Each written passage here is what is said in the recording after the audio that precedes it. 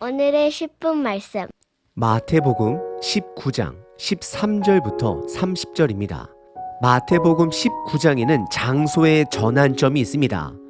제자들을 훈련시킨 갈릴리 지역을 떠나 예루살렘으로 향해 이동하는 여정입니다. 분명 제자들은 예루살렘에 가까워지면 가까워질수록 그들이 예수님을 통해 얻어질 정치적 보상을 기대했을 것입니다.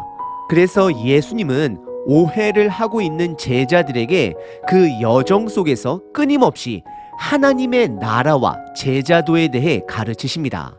그리고 동일하게 저와 여러분들에게도 끊임없이 가르치고 계십니다.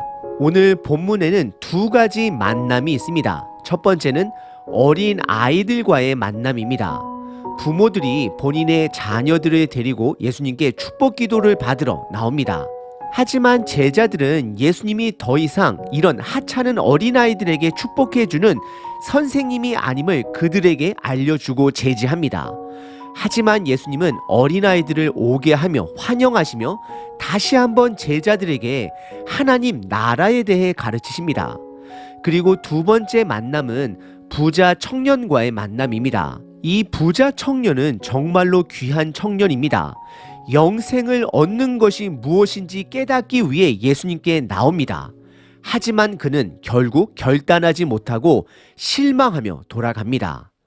오늘 본문을 통해 내가 이해하는 하나님의 나라와 제자도를 다시 한번 점검하시는 시간 되시길 바랍니다. 오늘 본문은 두 가지 만남으로 나눌 수 있습니다. 첫 번째는 어린 아이들과의 만남입니다. 두 번째는 부자 청년과의 만남입니다. 첫 번째 부분은 13절서부터 15절까지 어린 아이들과의 만남입니다.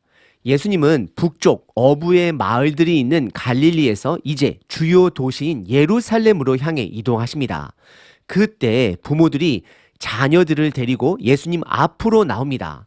왜냐하면 역사 기록에 보게 되면 속죄일 때에 부모들이 자녀들이 축복을 받기 위해 종교 교사들이나 랍비에게 데리고 가는 것이 기록들에 남아 있습니다.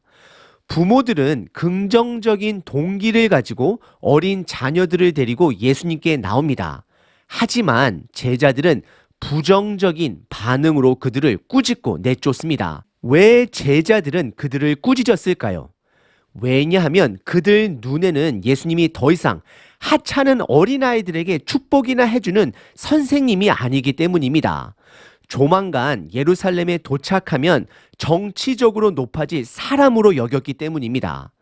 하지만 14절에 예수님은 단호하게 다음과 같이 말씀하십니다.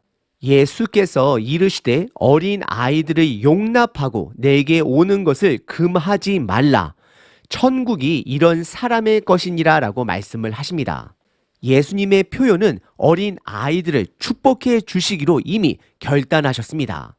그리고 18장에서 다룬 것처럼 하나님의 나라는 이런 어린아이와 같이 무능력하고 연약하고 완전한 의존감을 가진 자들이 하나님 나라에서 환영을 받음을 제자들에게 재차 강조하시고 가르치십니다.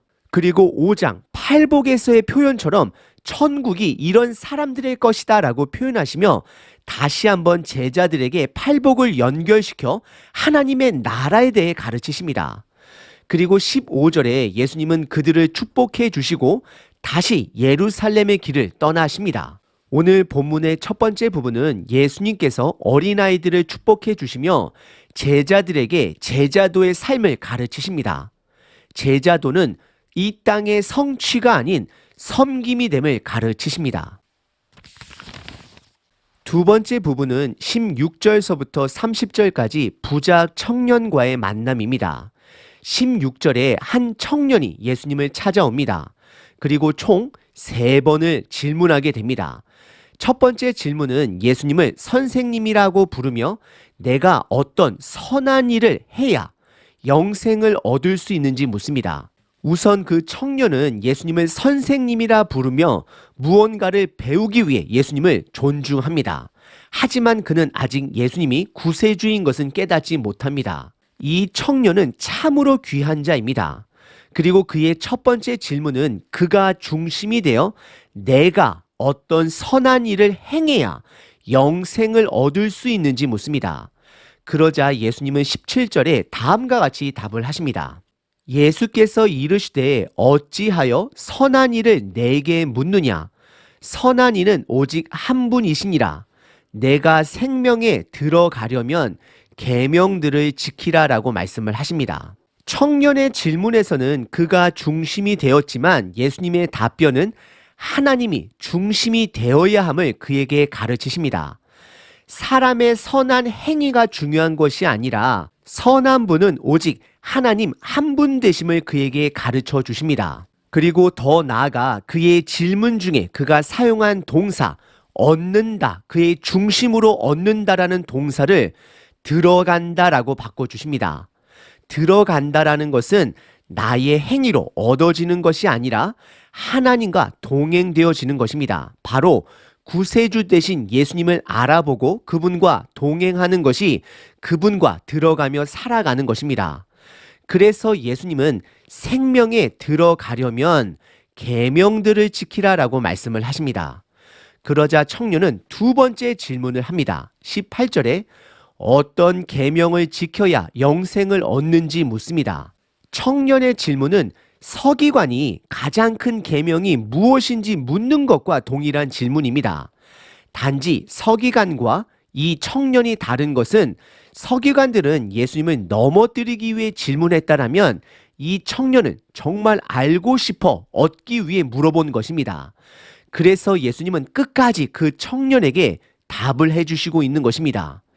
그러자 예수님은 18절과 19절에 10계명 중에 다섯 번째 계명 부모를 공경할 것, 여섯 번째 계명 살인하지 말 것, 일곱 번째 계명 간음하지 말 것, 여덟 번째 계명 도둑질하지 말 것, 아홉 번째 계명 거짓 증언하지 말 것, 그리고 종합적으로 내 이웃을 내 자신과 같이 사랑하라 말씀하십니다. 그러자 이 청년은 당당하게 20절에 이 모든 것을 내가 지켰다라고 고백을 합니다. 그러자 청년은 이어서 세 번째 질문을 예수님께 여쭙게 됩니다. 무엇이 더 부족한지 예수님께 묻습니다. 그러자 예수님은 드디어 그 청년의 문제점을 드러내십니다.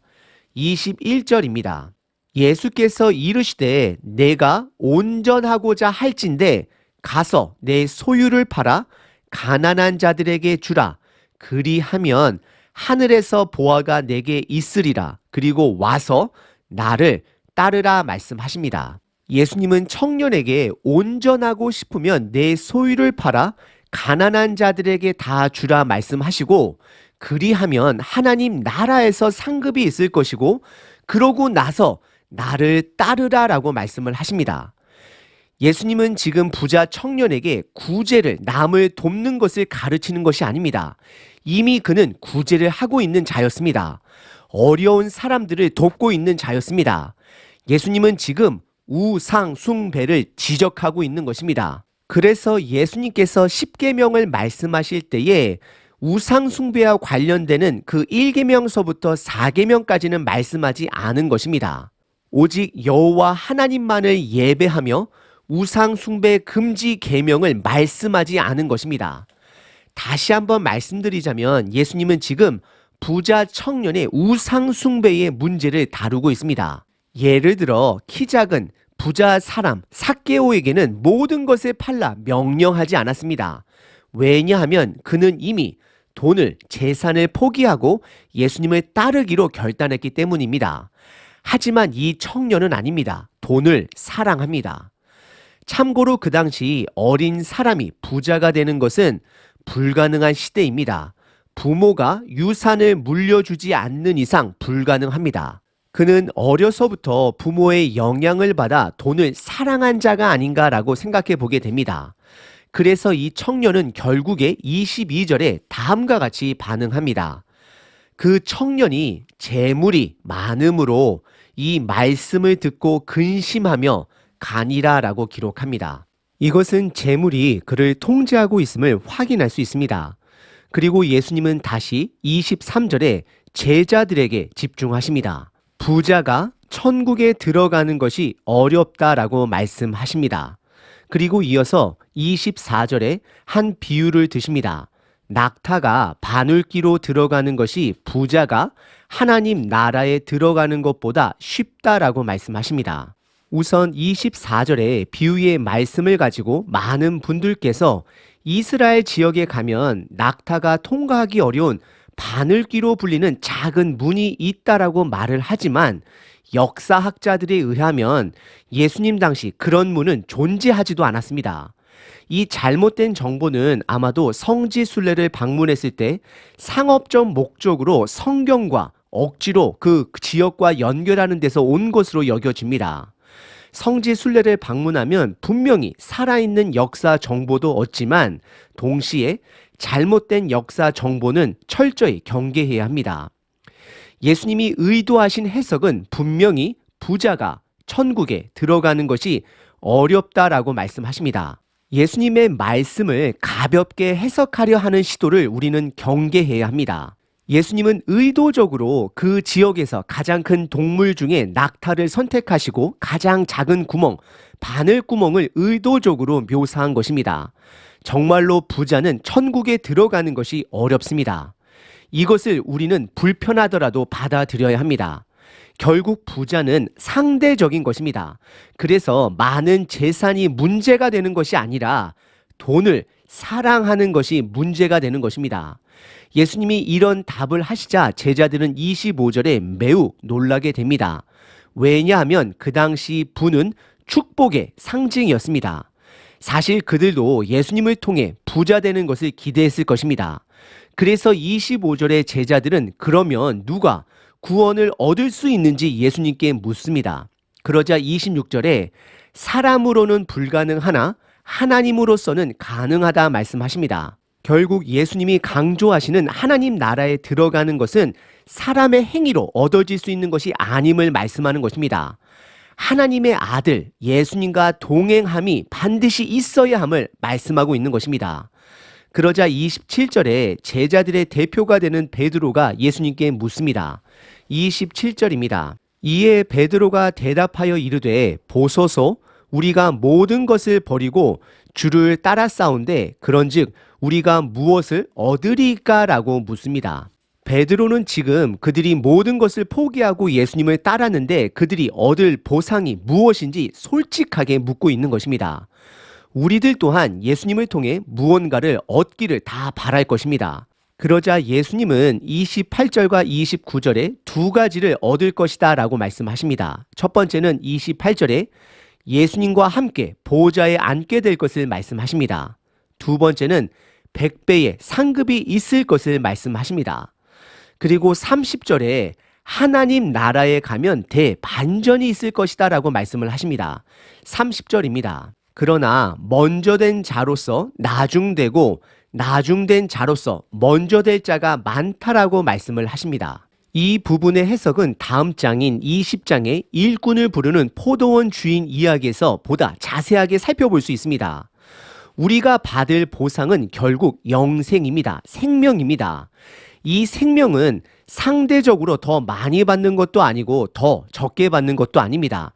절대적 기준이 되는 것입니다. 그래서 먼저 되고 나중된 것이 중요한 것이 아니라 중요한 것은 내가 그것을 얻었느냐 못 얻었느냐입니다. 오늘 본문의 두 번째 부분은 부자 청년과의 만남입니다. 오늘 본문에는 두 번의 만남이 있었습니다. 첫 번째는 어린 아이들과의 만남입니다. 제자들은 예수님께 나오는 그들의 부모를 꾸짖었지만 예수님은 그들을 환영하십니다. 예수님은 지금 정치적 왕의 자리에 앉기 위해 예루살렘으로 향하는 것이 아닙니다. 어린 아이와 같이 소외된 자들을 위해 십자가 위에 죽기 위해 가시는 것입니다. 저와 여러분들은 예수님의 제자들입니다.